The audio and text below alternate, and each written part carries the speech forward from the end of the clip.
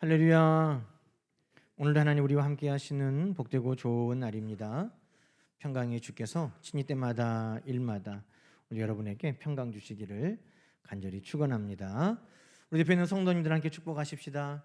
사랑하는 자여, 영혼이 잘 되고 보험사가 잘 되고 강건할지어다. 아멘. 우리 하나님 앞에 영광의 박수, 감사의 박수를 올려드립시다. 아멘. 이 눈을 뚫고 오신 여러분은 정말 대단합니다. 그런데 우리가 어려움을 뚫고 오면 그만큼 더 감사하고 또 기쁘고 또 은혜가 충만합니다. 눈 이것이야 뭐 아무런 어려움의 축에도 들지 않지만 우리가 정말 예배할 수 없는 여러 가지 우리에게 삶의 어려운 문제들을 우리가 이기고 예배하고 우리가 하나님 앞에 나아갈 때 정말 그것을 뚫고 나가는 그 믿음에 주시는 하나님의 놀라우신 은혜는 더 큰 것을 우리는 경험하게 됩니다. 여러분, 어떤 어려움들이 우리 삶에 있을지라도 그 난관을 다 이겨내고 예배의 자리에서 우리 하나님 앞에 정말 은혜 충만한 예배, 우리 하나님이 주시는 큰 자비를 늘 경험하는 우리의 삶이 되기를 간절히 축원합니다. 성경 말씀에 보면 간절히 기다리고 사모하는 마음을 표현한 대표적인 성경 구절이 몇 개가 있습니다. 가장 아마 여러분들이 잘 아시는 말씀은 시편 42편 1절 말씀일 것입니다. 우리가 찬양으로도 많이 불렀던 그 말씀이죠. 사슴이 시냇물을 찾기에 갈급함같이. 여러분, 사슴이 시냇물을 찾기에 갈급하다. 이것은 그냥 사슴이 아침에 일어나서 목마르니까 목축이로 오는 그런 갈급함이 아니라 죽기 살기로 지금 마셔야 될 그 물을 간절히 찾는 것을 이야기하고 있는 것입니다. 이 물을 먹지 못하면 내가 오랜 갈증으로 인해 죽을 수밖에 없는 그 상황에서 정말 간절하게 시냇물을 찾기에 갈급한 그 마음, 이것보다 더 간절한 사모하는 마음을 아마 잘 표현할 수는 없겠죠. 우리도 갈증을 경험해 본 사람들은 이 갈급함이 얼마나 큰지 다 알 것입니다. 목마름이 길면 길수록 그 갈급함은 더 커지고 간절해지는 것입니다. 우리 주님께서 이 땅에 계시면서 여러 가지 불편하고 또 때로는 괴롭고 또 고통스러운 일들을 많이 겪으셨지만 우리 주님은 한마디도 하지 않으셨습니다. 마치 도수장에 끌려가는 양처럼 그 입을 열지 않으셨다. 성경은 우리 주님께서 그 모든 고통을 묵묵히 참아내신 모습을 보여줍니다. 그런데 우리 주님께서 십자가에서 내가 목마르다 하셨습니다. 그러니 그 갈급함이라고 하는 것은 어느 정도의 고통인지, 물론 그것이 목이 마르는 육신의 갈급함일 수도 있고 하나님의 은혜에 대한 갈급함일 수도 있지만 우리 주님께서 내가 목마르다, 이 갈급함은 정말 우리를 간절하게 하는 것입니다. 여러분, 지금 우리 지역에 광주를 비롯한 이 전라남도 또 도서 지역에 큰 가뭄이 들고 있습니다. 매스컴에 보면 몇 년 만에 가뭄이라고 하던가요? 50년 만에 가뭄인데 그 가뭄 앞에 또 수식하는 말이 붙었어요. 50년 만에 최악의 가뭄, 이렇게 이야기를 합니다. 그래서 많은 분들이 여러분 아침마다 재난 문자로 아마 문자들을 받으실 겁니다. 동복댐의 조수율이 31%였습니다. 그런 것이 엊그제 같은데 이제 27점 몇 %입니다. 막 이렇게 문자가 오고, 이제 물을 절약해 주십시오가 아니라 이제는 물 사용을 자제해 주십시오, 뭐 이렇게까지 이제 문자가 오기 시작합니다. 그래서 많은 분들이 간절하게 사모했습니다. 비가 오든지 눈이 오든지 빨리 많이 내려가지고 이 갈급함이 좀 해결됐으면 좋겠다. 아마 여러분이 많이 기도하고 사모해서 이렇게 눈이 많이 온 것 같아요. 근데 여러분, 이 눈은 오늘 보니까 뭐 20cm 정도 왔다고 그러는데 20cm가 비로 하면은 얼마나 될까요? 비로 하면 1cm가 채 1mm가 안 돼요. 그러니까 20cm가 와도 20mm가 안 되는 거예요. 20cm. 우리가 한여름에 장마가 오면 하루에도 뭐 몇십 미리 비가 오는데 지금 이미 20mm, 2cm가 지금 비로 하면 안 되는 거예요.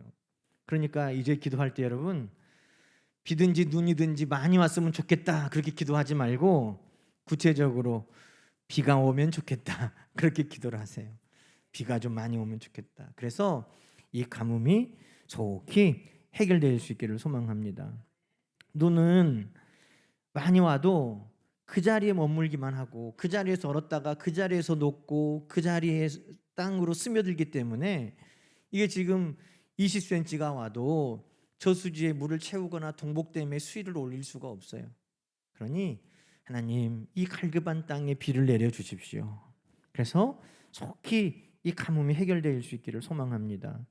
우리는 예전에만 천수답인 줄 알았어요. 예전에만 어떻게 할 방법이 없으니까 하늘을 바라보고 하나님이 비를 내려 주셔야 우리가 농사도 짓고 먹고 사는 줄 알았어요. 그것은 이제 옛날 이야기인 줄 알았어요. 과학이 이렇게 발달하고 또 이렇게 나라가 부강해지고 또 부족한 것이 없는 이때 무슨 천수답이냐, 무슨 하늘을 바라보냐 그러는데 여러분, 비가 안 오면 하늘을 바라볼 수밖에 없어요. 왜? 우리가 할 수 있는 것은 아무것도 없기 때문에. 다시 한번 우리 하나님 앞에 갈급한 심령을 회복할 수 있는 기회가 되기를 축원합니다. 또 간절함을 표현하는 성경의 말씀은 시편 130편 6절입니다. 파수꾼이 아침을 기다림이라고 표현하고 있습니다. 아마 남자분들은 군대에서 밤에 보초 서보신 경험들이 있으니까 이 말이 무슨 말인 줄 아마 잘 알 거예요. 특히나 추운 날, 요즘 같은 날 저녁에 파수꾼 보초를 서면 빨리 아침이 왔으면 좋겠다, 이 시간이 끝났으면 좋겠다는 마음이 얼마나 간절하겠습니까? 여러분, 밤이 깊고 추위가 매서우면 더 그 간절함은 커질 수밖에 없는 것이죠. 여러분은 요즘에 무엇에 대해 갈급하고 무엇에 대해 간절하고 무엇을 사모하고 기다리고 있습니까? 사슴이 시냇물을 찾기에 갈급한 것, 파수꾼이 아침을 기다리는 것 같은 그 간절한 기다림이 오늘 우리 모두에게도 다 있을 것입니다. 그러나 여러분, 그 갈급함으로만 끝나버리고 그런 간절함만으로 끝나버린다면 오늘 성경이 우리에게 말씀하는 간절함, 갈급함을 우리는 갖지 못한 것입니다. 성경 말씀을 더 볼까요? 사슴이 시냇물을 찾기에 갈급함으로 끝나는 것이 아니라 하나님은 오늘 그 갈급함을 우리에게 무엇이라고 말씀하고 있습니까? 내 영혼이 주를 찾기에 갈급함이라고 말하고 있습니다. 내가 세상에서 나의 목을 채워주는 그 시냇물을 마시는 갈급함, 내가 내 형편을 해결해주는 그 물질에 대한 갈급함, 내가 세상 것에 대한 갈급함, 그 갈급함을 잊는 것을 하나님이 원하는 게 아니에요. 그 갈급함을 뛰어넘는 하나님께 향한 더 간절한 갈급함이 우리 모두에게 있어야 한다는 것입니다. 기다리는 것 있죠. 취업을 기다리는 우리 자녀들도 있고 합격 소식을 기다리는 자녀들도 있고 어떤 좋은 성공의 소식을 기다리는 많은 기다림들이 있습니다. 파수꾼이 아침을 기다리는 것처럼 그 어둠이 사라지고 빛이 오는 것처럼 이제 고생은 사라지고 풍요로움이 오고 행복함이 오는 그 간절한 기다림이 우리 모두에게 있습니다. 그러나 그 기다림만을 성경은 말하는 게 아닙니다. 그 말씀은 이렇게 되죠. 파수꾼이 아침을 기다림보다 내 영혼이 주를 더 기다리나니 참으로 파수꾼이 아침을 기다림보다 더하도다. 여러분, 우리의 갈급함은 우리 하나님을 찾기에 갈급함이고 우리의 간절한 기다림은 우리 하나님을 만나고 우리 하나님을 찾는 간절한 기다림인 것을 여러분 기억하시기 바랍니다. 그러니 우리의 갈급함과 간절함, 우리의 사모하는 마음은 늘 하나님을 향하여야 한다는 것입니다. 이 드림절 기간을 통해서 다시 한번 내가 무엇에 대해 갈급한가, 내가 무엇을 그렇게 간절히 기다리는가, 다만 세상적인 것으로 끝나지 아니하고 우리의 갈급함이 하나님을 향해, 우리의 간절함이 하나님께 닿는 역사가 있기를 주님의 이름으로 간절히 축원합니다. 여러분, 왜요? 이렇게 간절히 하나님을 찾아야, 하나님께 갈급해야 우리는 하나님 그 만나주시는 그 은혜 가운데 더 훨씬 은혜를 입기 때문입니다. 이사야 32장 1절 말씀 볼까요? 보라, 장차 한 왕이 공의로 통치하고 정의로 다스리실 것이라. 우리 주님이 오셔서 하실 그 사역들을 보여주는 말씀이기도 하죠. 공의로 통치하고 정의로 다스리신다. 그런데 어떤 사람에게 그 하나님의 통치와 다스리심이 임하냐 이 말이에요. 어떤 사람에게 주님께서 그 은혜를 베푸시느냐 이 말이에요. 2절 말씀 읽어볼까요? 또 그 사람은 광풍을 피하는 곳, 폭우를 가리는 곳, 마른 땅의 냇물 같으며 곤비한 땅의 큰 바위 그늘 같으리니. 여러분, 우리 주님은 어떤 분이시냐? 그것을 지금 설명하는데 뭐라고 말합니까? 광풍을 만난 사람에게 그 바람을 피하는 곳과 같은 분이시고, 폭우 가운데 그 폭우를 가려주시는 분이시고, 마른 땅에 냇물 같은 분이시고, 곤고한 땅에서 그늘 같은 분이시다. 여러분, 이 말의 공통점이 뭡니까? 상황은 다 달라요. 어떤 사람은 광풍을 만났고, 어떤 사람은 비를 만났고, 어떤 사람은 마른 땅을 만나고, 어떤 사람은 피곤한 중에 있습니다. 그러나 이 모두에게 공통점이 있어요. 그게 뭐냐면 그들이 간절히 그것을 피할 곳을 찾고 있다는 것입니다. 광풍을 만난 사람은 그 바람을 피할 곳을 찾고 있어요. 큰 폭우를 만난 사람은 그것을 가릴 곳을 찾고 있어요. 마른 땅을 만난 사람은 목을 축여줄 수 있는 냇물을 찾고 있습니다. 곤비한 땅에 있는 사람은 쉴 수 있는 그늘을 찾고 있어요. 이들의 공통점은 뭐예요? 형편은 다 다르지만 간절히 피할 곳을 찾고 있는 공통점을 가지고 있다는 것입니다. 여러분, 누가 이런 도우심을 입습니까? 누가 통치하시고 다스리시는 주님의 은혜를 입습니까? 성경은 간절히 찾는 자라고 말합니다. 시냇물이 사슴이 시냇물을 찾듯이 갈급한 자, 파수꾼이 아침을 기다린 것처럼 간절히 기다리는 자, 그에게 우리 주님은 은혜를 베풀어 주시는 것입니다. 여러분, 시편 70편 4절은 이렇게 말합니다. 주를 찾는 모든 자로 주를 인하여 기뻐하고 즐거워하게 하시며 주의 구원을 사모하는 자로 항상 말하기를 하나님은 광대하시다 하게 하소서. 여러분, 우리 주님을 간절히 찾는 자, 우리 주님을 사모하는 자, 광풍을 피할 곳을, 폭우를 가릴 곳을, 마른 땅의 냇물을, 그늘을 찾는 그들에게 우리 주님 어떻게 하신다고요? 기뻐하고 즐거워하게 하시며, 야, 우리 하나님은 정말 크고 위대하신 분이구나, 이렇게 간증할 수 있는 기적의 주인공, 간증의 주인공, 하나님을 자랑하는 자로 세워주신다는 것입니다. 누구에게? 하나님을 간절히 찾는 자, 사모하는 자, 갈급한 자, 간절히 기다리는 자에게 여러분 이 은혜를 베풀어 주시는 것입니다. 오늘 우리 모두가 오늘 말씀에 나오는 그런 사람이 되기를 주 이름으로 축원합니다. 주를 찾는 자가 바로 납니다. 주를 사모하는 자가 바로 납니다. 주님으로 인하여 갈급한 자가 납니다. 주님을 간절히 기다리는 자가 납니다. 오늘 그에게 주님이 이 은혜를 베풀어 주신다는 거예요. 여러분, 오늘 우리가 읽은 이사야 9장 말씀에도 하나님께서 통치하시고 다스리심을 이야기하십니다. 간절히 찾는 자에게, 사모하는 자에게 우리 하나님께서 그 통치하시고 다스리실 자를 보내시는데 9장 6절은 이렇게 이야기합니다. 한 아기가 우리에게 낳고 한 아들을 우리에게 주신 바 되었는데 그의 어깨에는 정사를 메었고 통치와 다스리심이 있다 이 말이에요. 그의 이름은 기묘자라 모사라 전능하신 하나님이라 영존하시는 아버지라 평강의 왕이라 할 것임이라. 그분이 어떻게 일하십니까?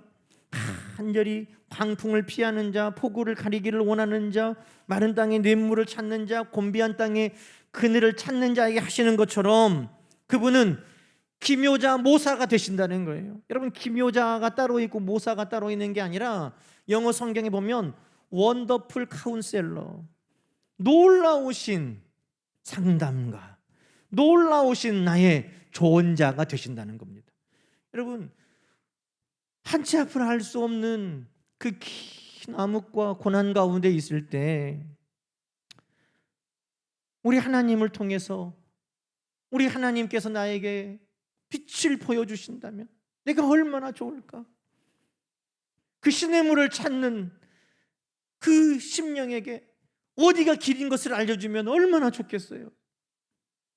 그런데 우리 주님만이 여러분 길이요 진리요 생명 되시는 줄로 믿습니다. 어디로 가야 됩니까? 어떻게 해야 됩니까? 어디에 생명이 살 길이 있습니까?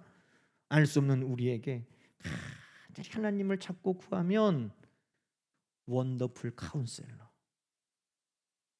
놀라우신 조언자, 우리 주님은 우리 가운데 함께 하신다는 것입니다.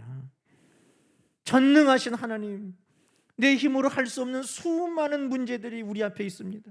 홍해바다를 어떻게 우리가 건널 수 있습니까? 배가 있습니까? 그 물을 다 퍼낼 수가 있습니까? 그러나 전능하신 하나님은 그 홍해바다를 가르시고 예비하신 마른 땅으로 그의 백성을 지나가게 하신 줄로 믿습니다. 우리는 할 수 없지만 하나님께는 모든 것이 가능하심을 하나님은 간절히 사모하고 찾는 자에게 보여주시는 것입니다. 늘 함께 하시는 아버지, 하나님이 안 계신가? 하나님은 우리와 함께 하지 않으신가? 하는 상황이 없도록 여전히 하나님은 나와 함께 하시는구나 하는 것을 경험할 수 있도록 나를 그 품에 안으시고 하나님은 나와 통행하여 주시는 하나님이 되어 주신다는 것입니다. 평화의 왕으로 우리 가운데 평안을 베풀어 주십니다. 여러분, 한마디로 이것을 오늘 본문의 말씀을 하면 뭡니까? 9장 2절에 나와 있는 대로 흑암에 행하던 백성이 큰 빛을 보는 역사가 바로 이런 것입니다. 흑암에 있는 자에게 놀라운 조언을 해주는 자가 있고 흑암의 고통에 있는 자에게 능력의 하나님의 오른손으로 우리를 붙들어 주시고 큰 흑암 가운데 고통 가운데 있는 자에게 하나님이 나와 지금도 임마누엘 동행하여 주시고 큰 흑암의 고통 가운데 있는 이에게 하나님이 그에게 평안을 베풀어 주시는 것, 여러분, 이것이 바로 하나님을 간절히 찾고 사모하는 자에게 주시는 하나님의 은혜라는 것입니다.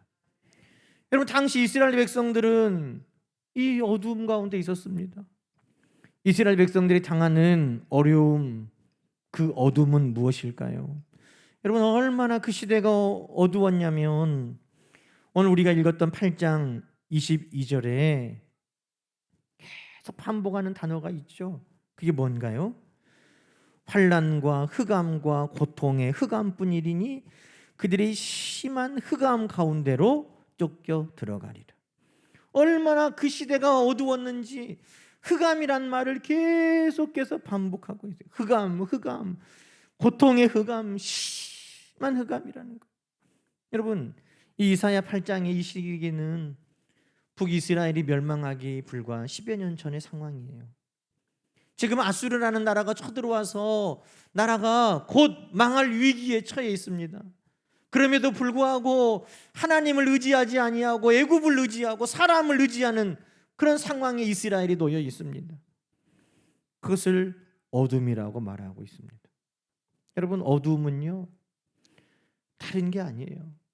하나님에 대한 갈급함이 사라지고 하나님에 대한 간절함이 사라지고 하나님을 기다리지 아니할 때 그것이 바로 어둠인 것입니다.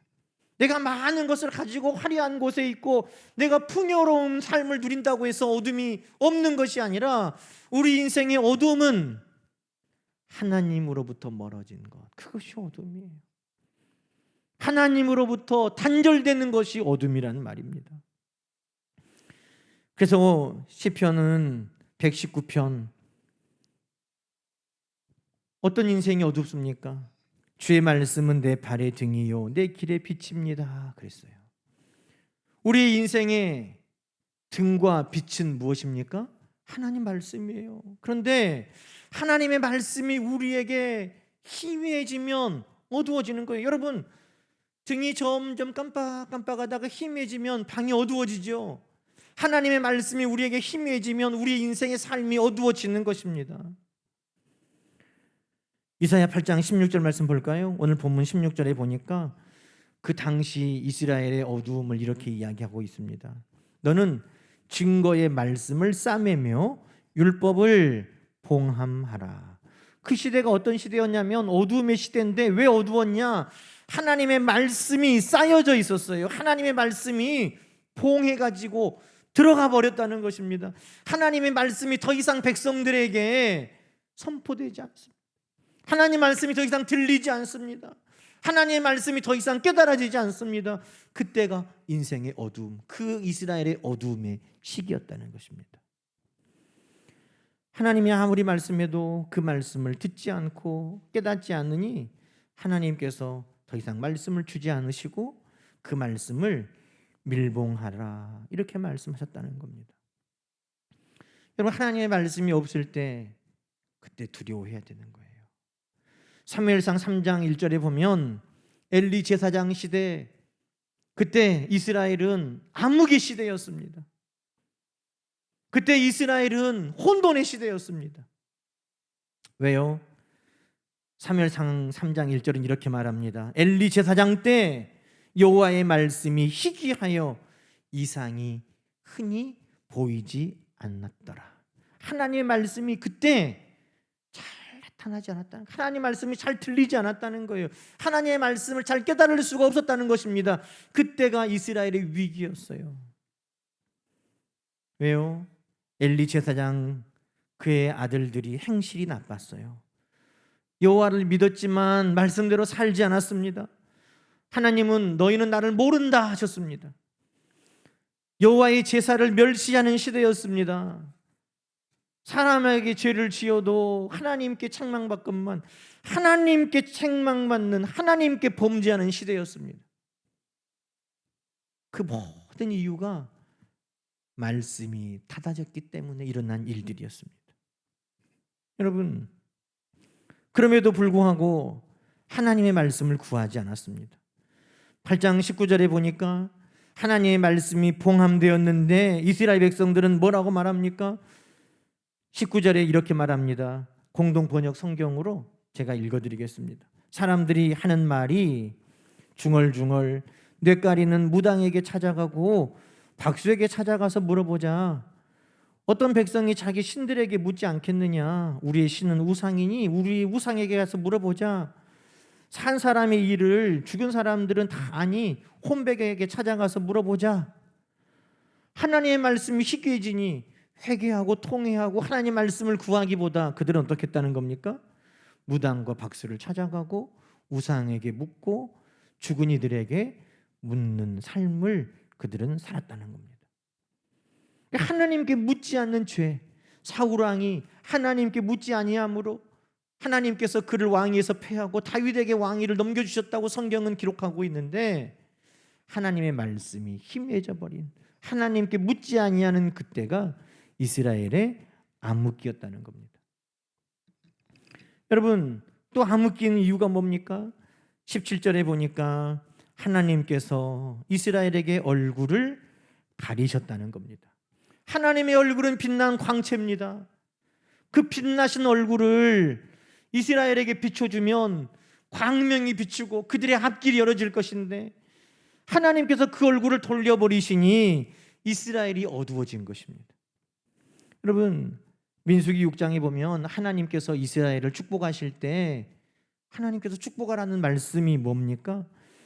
내게 복을 주시고 너를 지키시기 원하며 얼굴을 내게로 비추어 향하여 드사 은혜 베푸시기를 원하고 그 얼굴을 내게로 향하여 드사 평강 주시기를 원하노라. 하나님의 얼굴이 비춰지면 그곳에 하나님의 복이 임하고 그곳에 하나님의 은혜가 임하고 그곳에 하나님의 평강이 임한다는 것입니다. 그런데 암흑의 시대에는 말씀이 희미해지고 하나님의 얼굴이 가려지는 시대라는 거예요. 사랑하는 성도 여러분, 우리는 흑암의 시대를 두려워합니다. 어떤 시대가 흑암의 시대입니까? 가난한 때가 흑암의 시대입니까? 정치적으로 어려울 때가 이 나라의 흑암의 시대입니까? 개인적으로 어떤 때가 흑암의 시대입니까? 생각하는 대로 일이 안 풀릴 때가 흑암의 시대입니까? 아니요.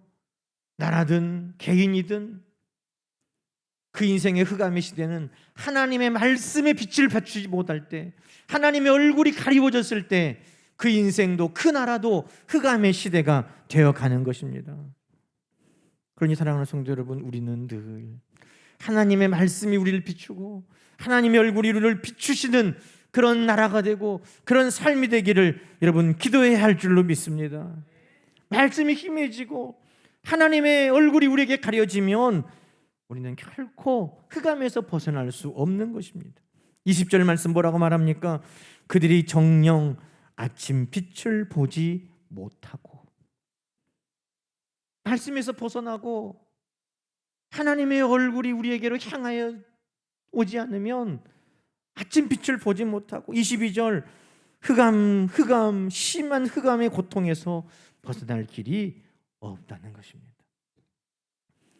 여러분, 이때 오늘 소망의 말씀이 있습니다. 그게 뭡니까? 바로 17절이에요. 8장 17절 말씀을 다시 보십시다.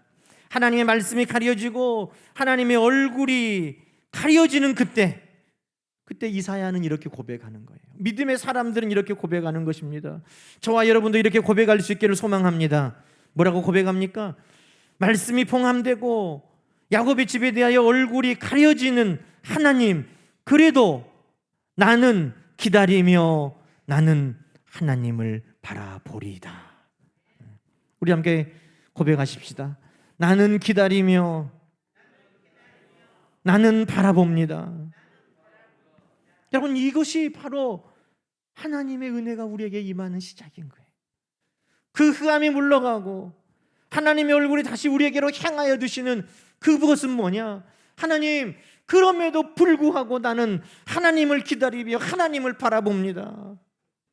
여러분, 이 말씀을 보면서 수르보니게 여인이 생각나지 않습니까?